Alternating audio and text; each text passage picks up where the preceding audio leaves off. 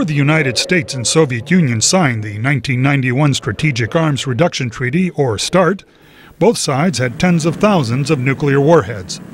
The pact mandated a reduction to about 6,000. Seeking to reset Washington's strained ties with Moscow, U.S. Secretary of State Hillary Clinton promised to work closely with Russia to sign a new agreement for further reductions. She spoke in Geneva 9 months before START was to expire in December 2009. There is a lot of work to be done.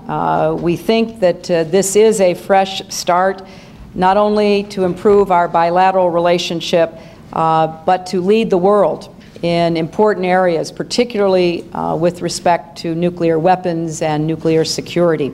During his visit to Moscow last July, President Obama said the United States and Russia must lead by example to reduce the threat of nuclear proliferation.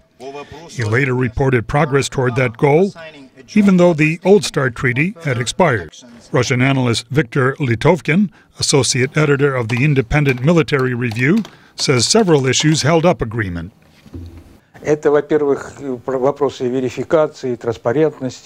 First of all, these were issues of verification, transparency, and control equivalence. Another obstacle has undoubtedly been the connection between strategic offensive and strategic defensive weapons. The new agreement is expected to reduce each country's number of nuclear warheads to about 1,500. Delivery systems such as missiles and bombers will also be limited. Moscow expressed concern throughout the negotiating process that a U.S. missile defense system in Central Europe, proposed by the Bush administration, would neutralize Russian offensive weapons. This, despite U.S. assurances that the system was designed to defend against Iran. President Obama reconfigured the proposed system and moved its elements closer to Iran. Treaty ratification will require 67 votes in the U.S. Senate. Mindful of Republican opposition to any agreement that limited missile defense in Europe, U.S. negotiators are reported to have pushed the issue hard with Russian counterparts. Russian Foreign Minister Sergei Lavrov assured Secretary Clinton in Geneva last year that his country shared America's common non-proliferation goal, including Iran and the Korean Peninsula. The 1991 START agreement took more than 400 days to ratify.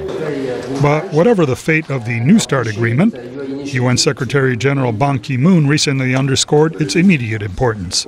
This will have a hugely positive impact on forthcoming Washington summit meeting on nuclear disarmament, as well as NPT review conference, which will be held in May in New York.